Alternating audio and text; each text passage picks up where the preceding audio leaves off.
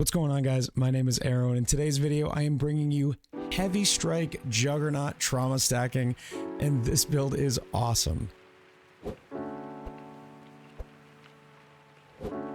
Okay, so the thumbnail was a bit of a bait. I hope you saw the fine print. I've never actually played Bone Shatter. I have no idea how good it is. Everybody says it's amazing.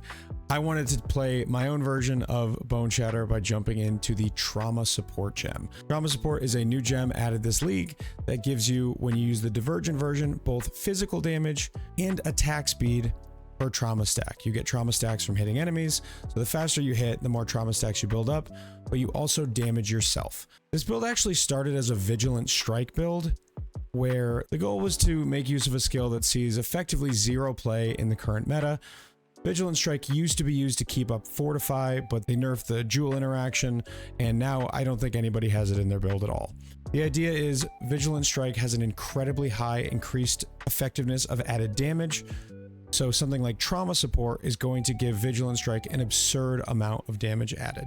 And the truth is, it did. But there was just far too many downsides of trying to keep my endurance charges up at really high levels of attack speed, where you're burning through endurance charges every time you hit, that it just became not worth the investment.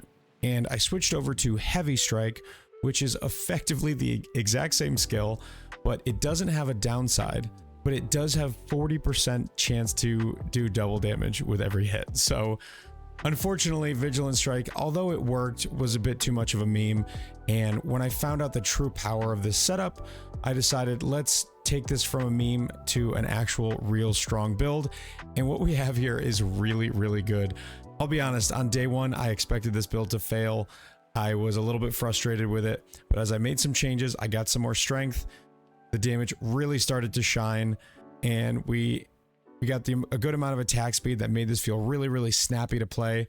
And honestly, it really is great. My biggest complaint is the clear is not amazing. You move incredibly quickly between packs, but the clear just isn't that good. I would love to add some sort of explode to this, but I just wasn't sure what was the best way to do it.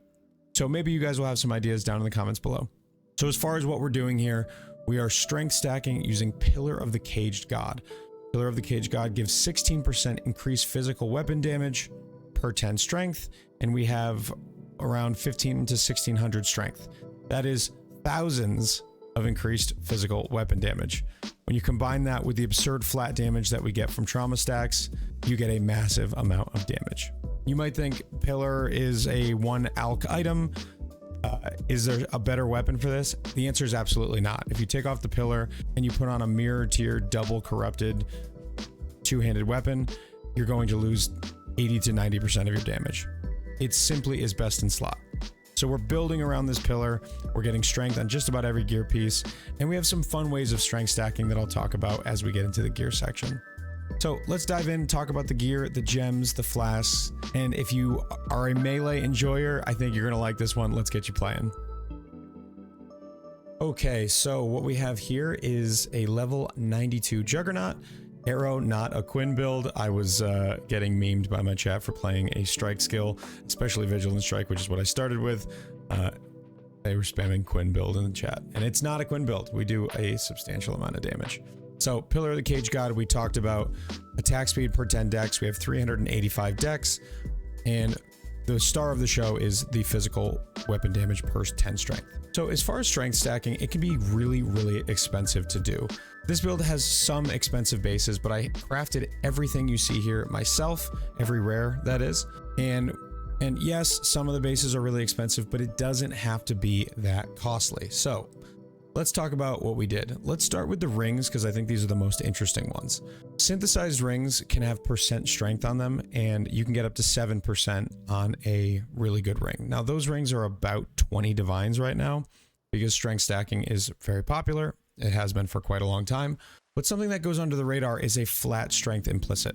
You can get up to 20, which with Catalyst will get up to 24, and that provides some of the effect of the 7% strength, while allowing you to get other implicits as well.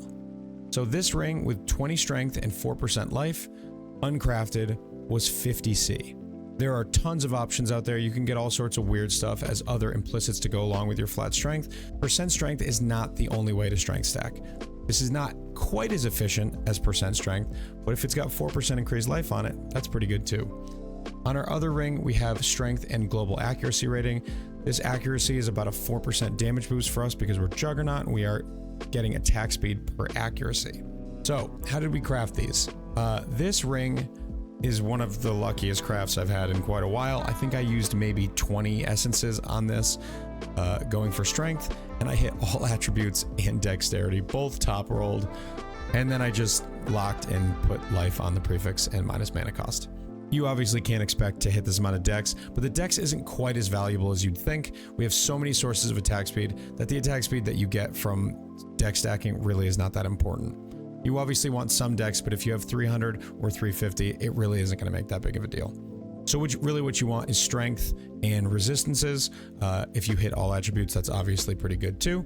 And then on this one, it was the same strategy. I went for an essence and I hit all attributes and lightning res. Again, I got pretty lucky with these. It's not going to be that easy to craft, but the more resistances you get on your rings, the easier the rest of the build is going to be to gear out. I barely got res capped, and that's with a few tattoos on the tree for resistances. Now, when we have our endurance charges up, we're overcapped by 40 or 50, so LE weakness, etc. is not a problem, and our endurance charges are always up. For the amulet, Ascendancy is not best in slot, but it's really close. Because we get value out of dexterity, and this also solves our int requirement, it's just so hard to beat the Ascendancy. We use Panopticon, and I'll actually talk about that quickly. So we're using the Dawnstrider boots, which make it so you have a 100% increased effect from buffs from your ancestor totems, and it makes the totem effect linger for 4 seconds. The Helm enchant makes it so the protector totem also grants increased attack speed while active. That also is increased by the buff effect from Dawnstrider. So this is actually 27% attack speed. So let's jump into a map real quick and I will show you the difference between not having your totem up and having your totem up and what really takes this build to the next level. So no trauma stacks. It's still pretty zippy. You can jump around fairly fast with Leap Slam. It feels really nice. Let's build up a few trauma stacks here. Give you guys an idea of how this feels. So once you get 25, 26, your Leap Slam feels really good. But you throw down a protector totem and it really changes the game of how fast you feel. But then when it goes off, it goes back down. So basically the play style is you throw down a totem, you start attacking, and you move very quickly to the next pack. You see the timer here. As it gets down to 1, then you can just drop another one. And the cast speed of it is pretty quick. It's pretty snappy. And then you just bounce around every 8 seconds or so. You put down a new totem. It's, at first I thought I would be frustrated by it, but it really is a nice play style. You're so fast that it really doesn't feel so bad to put down a totem once every 8 seconds. So that setup is vital to this build feeling really good. So if you want to play this build, I really think the Dawnstrider setup is mandatory to making mapping feel really nice. Also, it's an absurd buff on single target, and it allows us to get our trauma stacks up much faster. So that's Panopticon giving us 50% increased effect of the buffs, another 100% from the boots, and then all scaled. All this stuff is scaled by those effects. So our belt, another really fun one. Percent belts aren't that expensive. I was able to grab this one for, I think, 4 divines with percent strength, percent life, and regen per endurance charge. Regen is super nice. Obviously, anything that's going to keep your recovery high is really good for Juggernaut. And then Juggernaut also has the increased life recovery rate, which makes all sources of recovery even better. To craft this, same thing. Strength essences. I got fairly lucky. I hit fire and cold after maybe 50 or so. You cannot expect to get so lucky, but hitting resistances is not too difficult. What I did get was a little unlucky in that I just don't have chaos res. I have 26. When my flask is up, I have 9. I still made it to 29 in the simulacrum. It's just really good with negative chaos res. If I were to rebuild this character, I would definitely focus less on dexterity and more on chaos res. Maybe even take one of these rings and go for like an amethyst base and have like maybe fractured strength on it and then spam for chaos res. The only thing that hurts this build, besides me getting too many trauma stacks, is a little bit of chaos. But even with that, it's not too big of a deal. We do have 10% of armor also applies to chaos damage from hits. So we have over 100,000 armor. So that's a nice chunk against small chaos hits. So chaos dots don't really affect us because we have such an absurd amount of recovery. So it's not the end of the world, but if you're going to do like really pushing simulacrums with this, which you can do, you're going to have to figure out the chaos res. Okay, so next piece of gear, we have our gloves. Implicits here, you want to get 10% chance to impale. I'm only at 95% chance, so losing a little bit of damage there. And then +1 strike. You could get +2 strikes if you want to spend the money. I would recommend that. And then just resist and strength and life.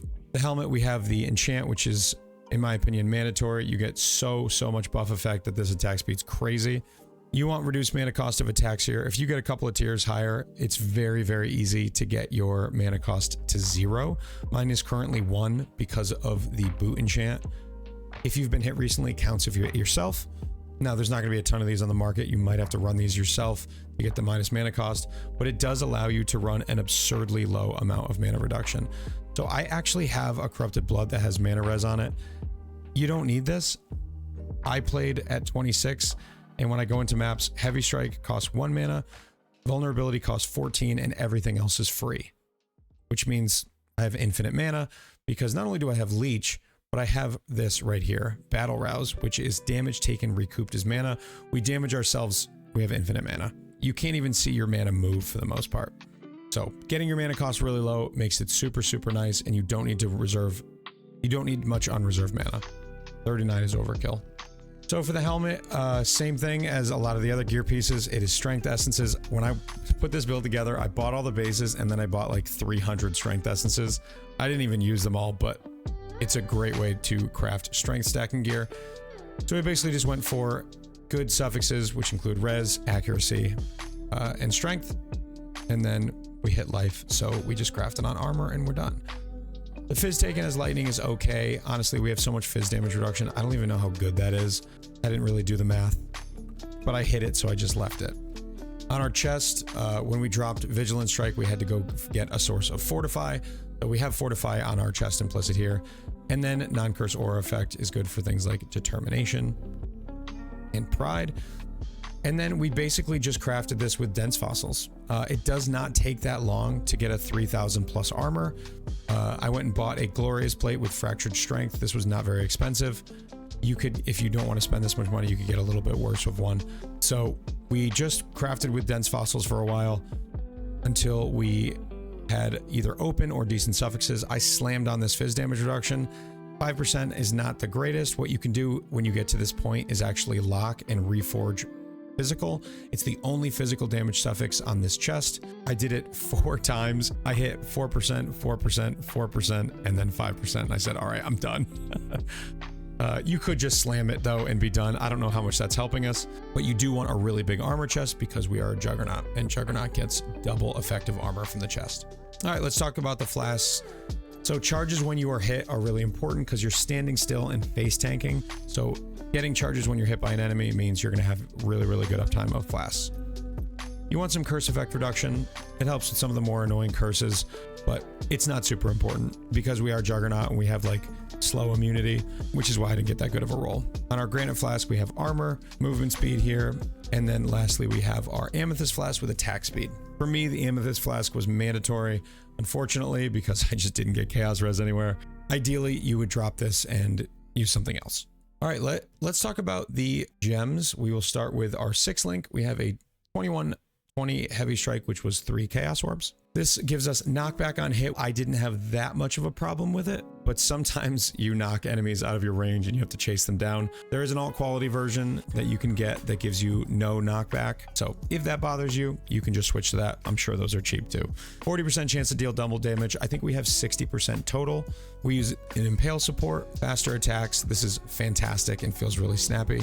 Increased duration, it makes your trauma stacks last longer. This is by far one of the best gems to use. I heard some folks say that this is fake DPS. It is absolutely not. It allows you to get your trauma stacks up and ramping quicker and for longer. Awakened Brutality, just a great damage gem. And then lastly, the star of the show, Divergent Trauma. So this makes you take more physical damage, but you also get attack speed per trauma. We have so much attack speed that this probably isn't even necessary. If your physical damage reduction is low, you could use a regular trauma support and not have to take that extra physical damage, but in the end game, this is by far the best in slot. In the helmet, we have Ancestral Cry. That's on our left click. Gives us some strike range for a little bit, but also just gives us armor. Enduring Cry is really good here too, but both are nice. We use Vulnerability. That is a self-cast, and that's because we use Balance of Terror. This gives us some much needed resistances, as well as double damage and unaffected by bleed. I really should drop this Divine Life Flask because I don't use it. I did Sirius and I had forgotten to get Corrupted Blood immunity, and I still did the fight as a melee character.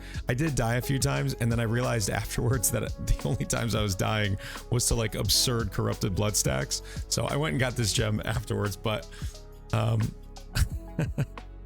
if you get Corrupted Blood immunity and you use the Balance of Terror, bleed doesn't even really affect you. But if you get a massive bleed, you just cast your vulnerability. So I would recommend not using the life flask and just getting another flask. We use Blood Rage to generate frenzy charges and then a Molten Shell. So the way Molten Shell works is it makes a buff from Molten Shell take damage before you. Now your self damage is going to chew through this. However, when you get to really, really high trauma stacks and you're fighting a boss, you tend to get really, really high trauma stacks as you're getting close to killing it. So what Molten Shell does for me is I pop it on when I'm starting to take a lot of self damage, and it allows me to get that last 30-20% of the boss down without taking too much self damage where it gets risky. You can use Immortal Call as well. That makes you take less damage. It might be better, but it also uses your endurance charges, and for a while I wasn't even res capped, so I didn't want to use that. Also, Immortal Call doesn't last that long, so you probably would want it on cast on damage taken. But either way, Molten Shell or Immortal Call both work for this build, but do know that Molten Shell does get chewed up by your self damage. We have our 5 link of auras here in the chest. We just have a level 3 Enlighten. You do not need a level 4 for this current setup. So Anomalous War Banner gives us just a bunch of accuracy rating, and nearby enemies take increased physical damage. You can put the banner down to get Adrenaline. I never do it. You don't need it on map bosses or anything. The only time you'd ever need this is against like pinnacle bosses, but those even die quick enough where it doesn't really matter. We have Pride. Divergent Arctic Armor makes us take less physical damage while we are stationary, and because we are standing still and face taking so often, this is just a bunch of less damage taken. This also makes enemies get frozen when they hit you, which is quite nice. It's a little added bonus. So we use Determination, and then of course we have a portal in here because I honestly wasn't even sure what to do with my remaining gems. In the gloves, we have our Arrogance set up with Precision. It reserves 300 life. Precision adds a good chunk of accuracy rating, which is damage for us. You don't need to use this. If you just want the 300 life, you can do that. But using Arrogance support, it also enables +1 from the Reservation Mastery because we are reserving life and mana. And one of the things that I do want to get into this build is more max res. I'm only level 92, so more max res is very easily available with some more levels. Something like Soul of Steel, maybe getting the Imbalanced Guard to allow you access to Prismatic Skin. Kinetic Impacts is double damage and double stun duration, which is nice, and things like Eye to Eye. So this would be a good area, but I'm pretty sure this is really expensive. I didn't even look into it because I know it's expensive. And then we have Leap Slam. Phantasmal just gives you more attack speed for it and faster attacks. Leap Slam is super snappy in this build. I love the way it feels.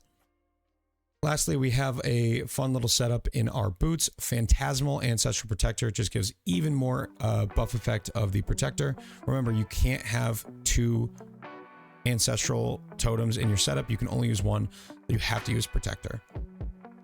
We have a Culling Strike on it as well as Maim to give increased physical damage taken for enemies. And then a fun little setup here, Phantasmal Vengeance. When we hit ourselves, there is a small chance to gain rage. So as you go through map, you get some bonus rage. It's not a lot. You can actually link this to rage support, I'm pretty sure. And that will give you rage on hit as well. I would recommend testing that out if you play this build. We'll start with the Jug Ascendancy. So originally I had gone into Unflinching and Unrelenting with all the endurance charge stacking I was doing in order to get the most endurance charges I could for Vigilant Strike.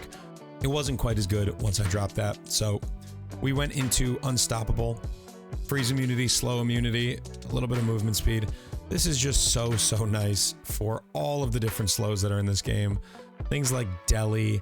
There's just an infinite amount of slows from a million different sources that can't be mitigated, and Unstoppable makes it feel really nice. We grab Undeniable. Of course, accuracy rating equal to twice your strength means we get over 3,000 flat accuracy, almost 3,700 with the 500 from the Undeniable node, and then we get a bunch of attack speed per accuracy. Unbreakable makes it so armor from your body armor is doubled.